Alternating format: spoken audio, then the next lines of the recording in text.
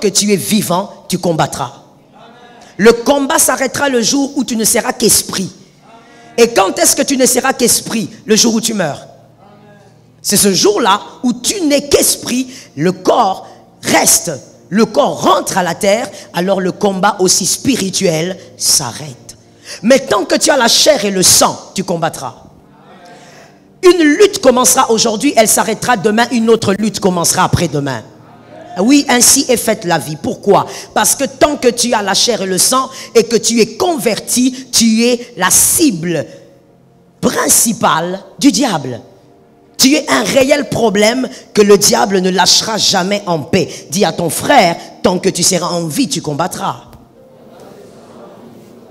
Il y a quelqu'un qui m'avait beaucoup fait rire pour me dire, mais finalement, pasteur, le combat tout le temps et finalement on s'épuise. Finalement, ça ne va plus. J'ai beaucoup ri, je lui ai dit, c'est ton ignorance qui te fait parler. Parce qu'en réalité, je combats dans la victoire. Et en réalité aussi, ce n'est pas moi qui combat, c'est Christ qui combat en moi. Je suis d'accord avec cette acclamation, reçois la grâce.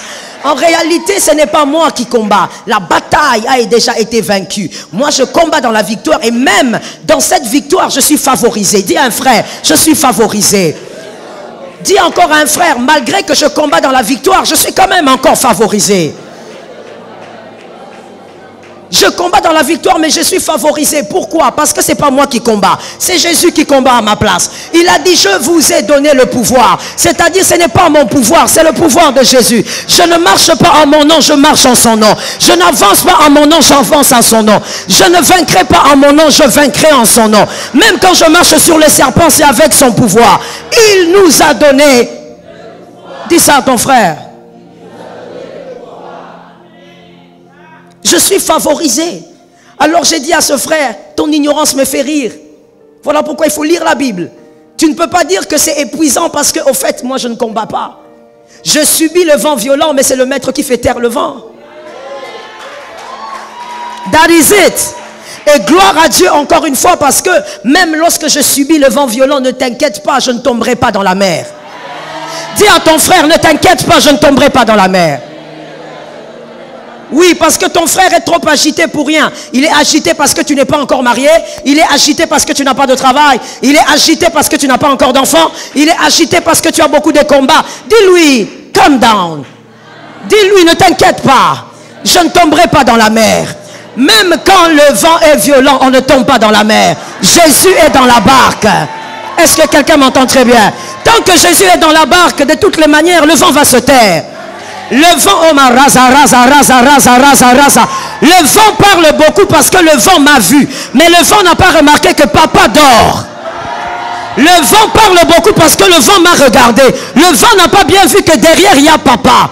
Papa est là, papa va faire taire le vent. Donc, il n'y a pas à dire que on combat tout le temps. Vous venez dans les églises, tous les jours feu. Mais oui, feu. Ah ben oui, feu. Si ça vous met mal à l'aise, c'est que c'est vous le sorcier. Ben oui. Feu tous les jours. Feu le lundi. Feu le mardi. Je croyais que quelqu'un avait compris. Je reprends. Feu le lundi. Ah, voilà, mes enfants sont là. Je dis feu le mardi. Ah, mes enfants sont là. Feu le jeudi. Feu le samedi. La Bible dit on n'a pas à lutter contre la chair et le sang. C'est-à-dire que quand moi je lutte, je dois déjà avoir la chair et le sang. Et tant que j'ai la chair et le sang, la lutte va continuer. Mais je ne m'épuise pas. Toi tu t'épuises comment? Tu sais pourquoi tu t'épuises? Tu ne pries pas. Tu sais pourquoi tu sens le poids du combat? Tu ne pries pas. Parce que ceux qui prient ne sentent pas le poids. C'est Jésus qui combat. Nous sommes dans la barque, nous ne tomberons pas. Le vent, nous le voyons. Le vent, nous sentons. La barque est agitée, oui. Mais dans la mer, nous ne tomberons pas. Dis à un frère, je ne tomberai pas dans la mer. Dis à un autre, c'est agité, mais je ne tomberai pas. J'aime ta foi. Et donc, on a répondu aux deux questions. Quand est-ce que la lutte s'arrête et pendant combien de temps la lutte continue? On a répondu aux deux questions. C'est dans Éphésiens 6:12. Et donc, maintenant comprenons ceci. Pour vaincre la bataille, parce que le revêtement attire le combat. Oui, ceux qui étaient là le dimanche passé, on a parlé du revêtement invisible spirituel. C'est-à-dire le revêtement d'une saison. Quand Dieu vous accorde ces revêtements, les batailles se créent. Pourquoi? D'abord parce que vous êtes une cible, parce que vous êtes converti. Mais deuxièmement parce que vous allez permettre à plusieurs de vaincre. Et donc vous devenez un problème. Vous allez permettre à plusieurs de réussir dans une saison bien précise. Et donc, vous devenez un problème. Si on vous fait tomber, on fait tomber 10 personnes. Et donc, les combats se lèvent. Le diable se lève contre vous. Et donc, pour vaincre la bataille, en réalité, ce n'est pas compliqué. Mais c'est plutôt une question de connaissance. C'est pourquoi la Bible a dit que c'est la vérité qui affranchit. Ce n'est pas le jeûne. Ce n'est pas la prière. Ce n'est pas la louange. La louange brise le joug. La vérité affranchit. Je ne sais pas si vous avez compris. Vous pouvez avoir le joug brisé, mais être prisonnier. Il te suffit de réfléchir et tu vas comprendre ce que je dis.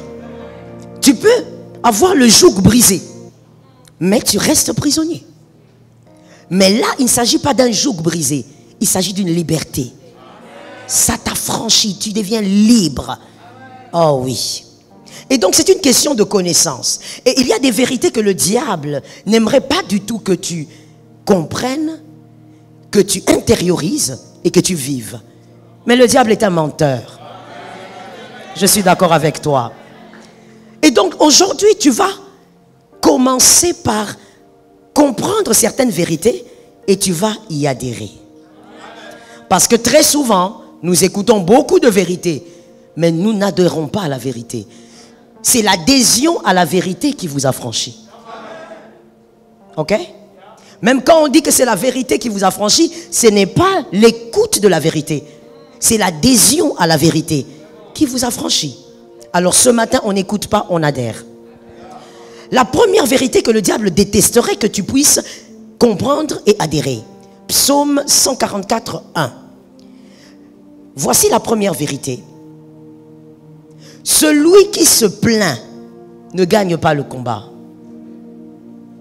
Celui qui se plaint de quoi? De ses combats justement, ne gagne pas le combat. Celui qui se plaint de ses batailles ne gagne pas le combat. Psaume 144, 1. La Bible dit dans les psaumes 144, 1 qu'il a exercé tes mains au combat. Il a exercé tes mains, il a exercé tes doigts au combat. Mais pourquoi il a exercé? Parce qu'il sait qu'il y a la bataille. Il sait que le combat arrive. Et donc, en d'autres termes, il t'a préparé à la bataille. Laisse-moi te dire en amont ceci. Aucune bataille ne peut t'arriver si tu n'as été préparé. Tu peux te poser la question, mais quand est-ce que Dieu m'a préparé pour une chose pareille? Réfléchis bien, tu trouveras. Il ne permet pas une bataille sans préparation. Il te prépare pour affronter Goliath. Dieu est juste. Oh, dis à ton âme, Dieu est juste. Et donc, il te prépare. Et voici donc la vérité que le diable aimerait que tu ignores. Celui qui se plaint de ses batailles perdra. Tu ne peux pas vaincre tes batailles en te plaignant. Lorsque vous vous plaignez, c'est une forme de défaite. Arrêtez de vous plaindre. Même quand la bataille est grande, voyez celui qui est derrière la bataille. Il y a Dieu derrière cette bataille. Ne vous plaignez pas. Vous allez en famille, vous allez à gauche, à droite. Vous vous plaignez nuit et jour. Attention, celui qui se plaint de ses batailles perdra forcément. Le jour où tu comprends que les plaintes te rendent vulnérable, ce jour-là tu arrêtes. Et tu adhères à une vérité. Une vérité qui te rend fort. Je suis d'accord avec toi. Se plaindre de ses batailles est une forme de faiblesse. Alors qu'en réalité, tu n'es pas faible. Celui qui est en toi est plus fort que celui qui est dans le monde. Alors s'il est plus fort que celui qui est dans le monde, c'est que toi aussi tu es fort.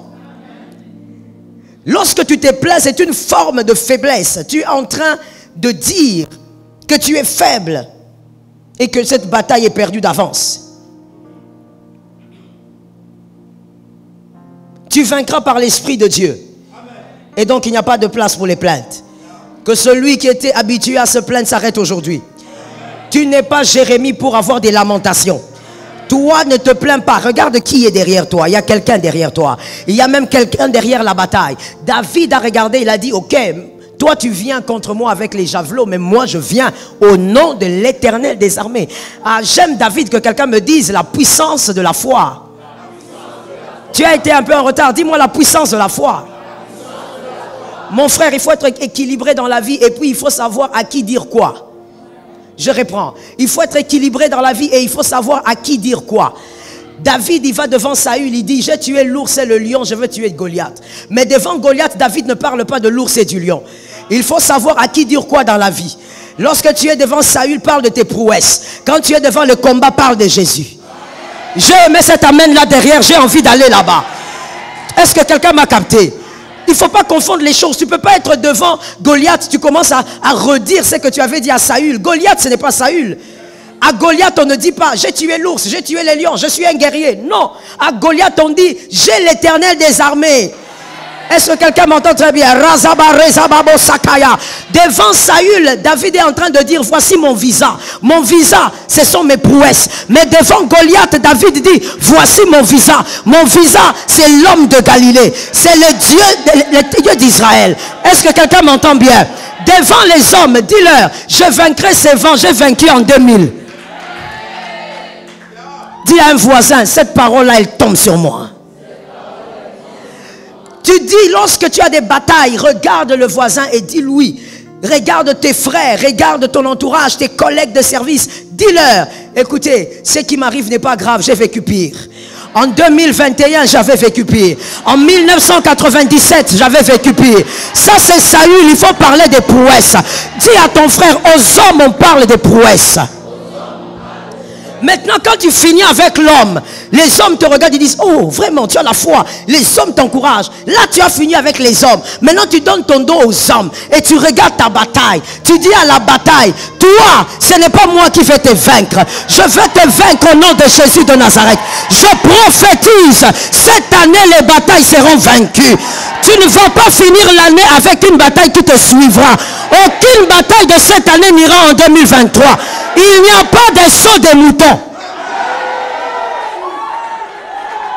Aucune bataille ne va traverser. Dis à ton frère, on va finir ça cette année. Assieds-toi avec la grâce. Si Goliath ne tombe pas cette année, tu seras sur le trône en quelle année? Il faut respecter les années. Dis à quelqu'un, il faut respecter les années.